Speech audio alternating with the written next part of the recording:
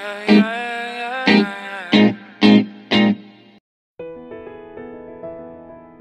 semua, di tengah pandemi corona yang semakin melonjak di negeri ini, mari kita patuhi protokol kesehatan dan anjuran pemerintah. By the way, ini adalah kali pertama aku menggunakan notebook hadiah dari teman, dan untuk meresmikannya aku coba buat profilku sambil aku share 8 cara cermat atur keuangan dari penghasilan harian tidak tetap.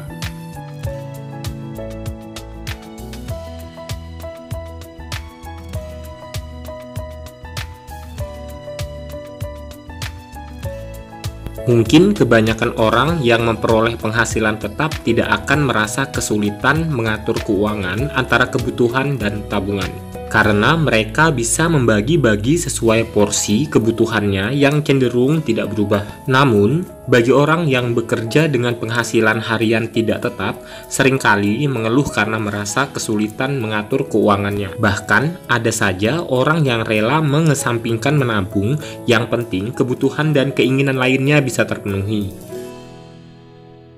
Padahal, menabung akan memberikan banyak manfaat dan keuntungan di kemudian hari.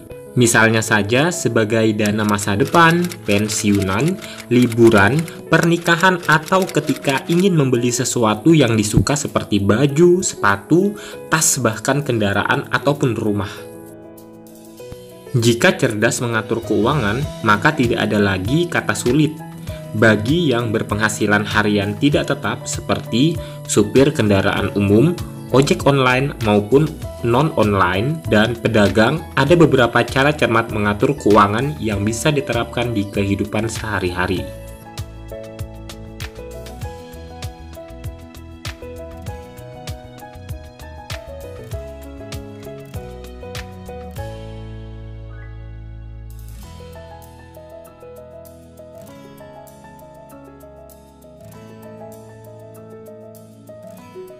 Yang pertama, ketahui penghasilan rata-rata per harinya.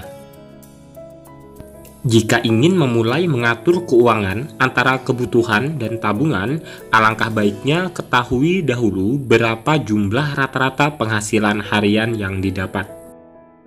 Walau hasil yang diperoleh berbeda-beda, pilihlah nominal terkecil sebagai patokan di saat mengatur keuangan, dan sisanya bisa dijadikan sebagai dana darurat. Misalnya, penghasilan harian yang diperoleh antara Rp200.000 sampai Rp250.000 per harinya. Nah, pilihlah Rp200.000 sebagai patokannya, dan dari nominal itu kita harus cerdas membagi-bagi sesuai kebutuhan termasuk tabungan.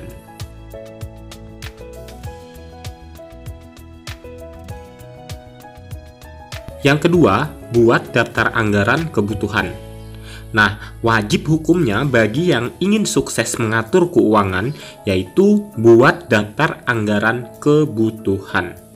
Adanya daftar tersebut akan mempermudah kita mengatur kemana saja uang yang selama ini dikeluarkan. Jadi, kita bisa membuat daftar anggaran ini menjadi beberapa bagian seperti kebutuhan harian, tagihan bulanan, transportasi, hingga tabungan. Setelah menerima penghasilan, kita bisa langsung pisahkan sesuai kategori yang ada pada daftar anggaran keuangan yang sudah kita buat, sehingga pengeluaran bisa kita kontrol dengan baik.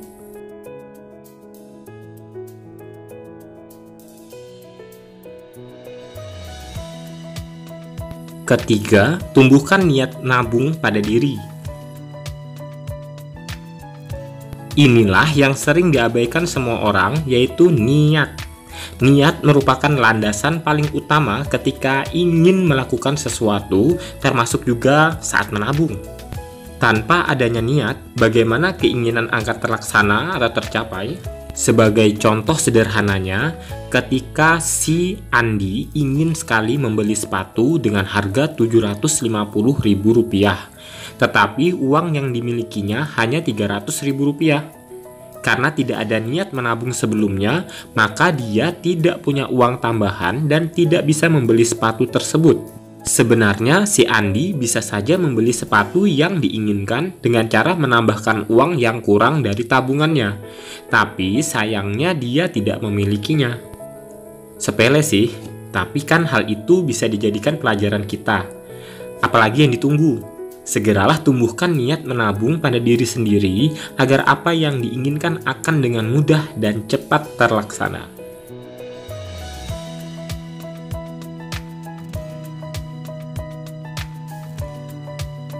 Keempat, tetapkan nominal tabungan perharinya. Jangan tunggu ada sisa uang baru akan ditabung. Yakinlah belum tentu uang yang kita peroleh akan tersisa. Artinya tanpa disadari kita akan membeli apa saja yang disuka. Nah, ubahlah strategi buruk tersebut ke yang baik. Tentukan nominal uang yang harus ditabung pada awal ketika membuat anggaran keuangan. Jadi, setelah menerima penghasilan, langsung pisahkan uang tabungan sesuai nominal yang telah ditetapkan tersebut. Penentuan nominal tabungan memang sedikit sulit karena penghasilan harian yang tidak menentu. Jadi, solusinya tetapkan nominal tabungan sesuai kebutuhan dan buatlah dua pilihan. Misalnya, menabung minimal 30.000 dan maksimal 50.000 setiap harinya. Kelima, lakukan perbandingan setiap belanja. Jangan terburu-buru ketika ingin belanja memenuhi kebutuhan.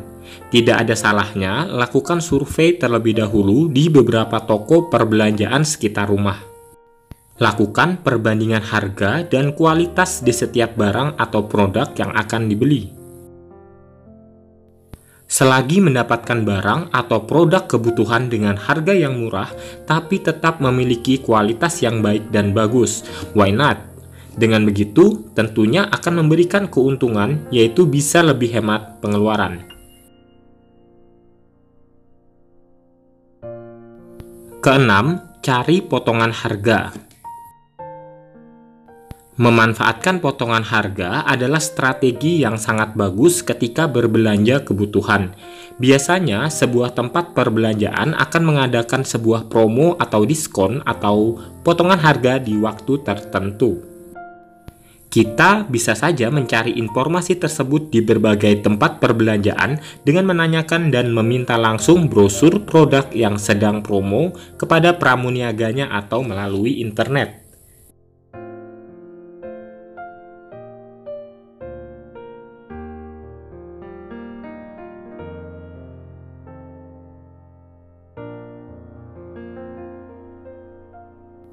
Ketujuh, tahan godaan belanja. Tidak dapat dipungkiri bahwa kebanyakan orang, wanita maupun pria, tidak bisa lepas dari dunia shopping.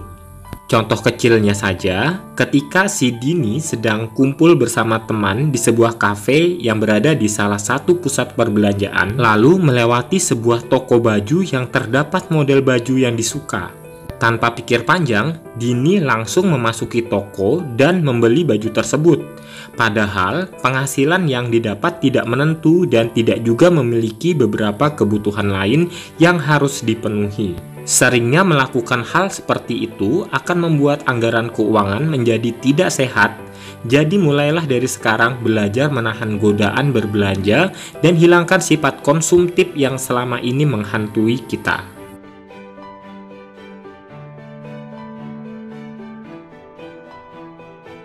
Kedelapan, prioritaskan kebutuhan daripada keinginan. Ketika sudah berpenghasilan, tidak ada yang melarang berbelanja. Tetapi, jangan sampai aktivitas berbelanja bisa menjadi berlebihan yang membuat hidup lebih boros. Sebaliknya, segera rubah perilaku buruk tersebut karena dapat berdampak buruk pada anggaran keuangan. Sebaliknya, belajar lebih cerdas memilah antara memenuhi kebutuhan dengan keinginan pribadi harus mulai dilakukan dari sekarang. Jika kebutuhan adalah sesuatu hal yang lebih penting, maka prioritaskanlah daripada yang lain. Hal tersebut agar lebih hemat dan anggaran keuangan pun berjalan dengan sehat.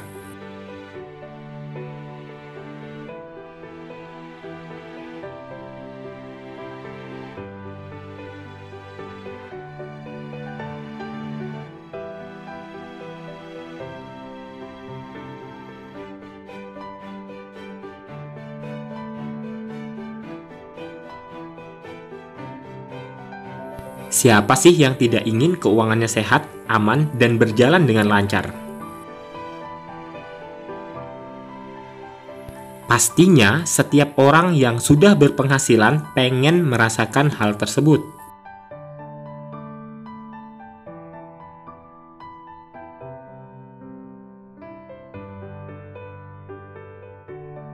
Nah, sudah mengetahui bagaimana caranya saja tidak cukup.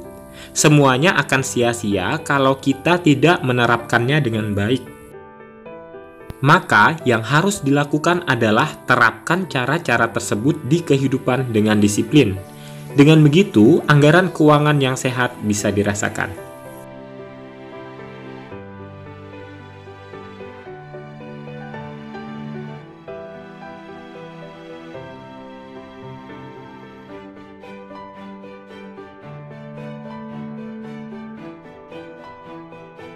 Demikianlah 8 cara cermat atur keuangan dari penghasilan harian tidak tetap.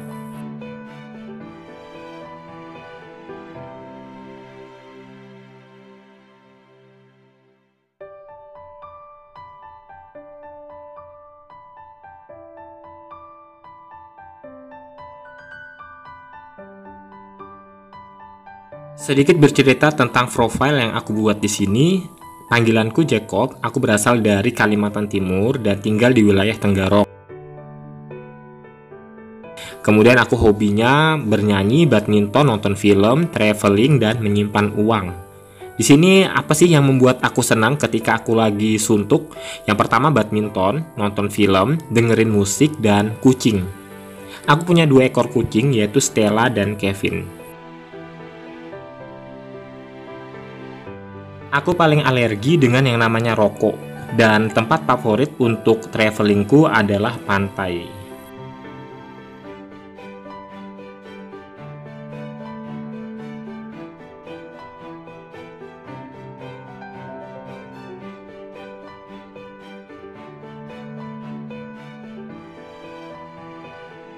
Semoga bermanfaat. Thanks for watching. See you next video.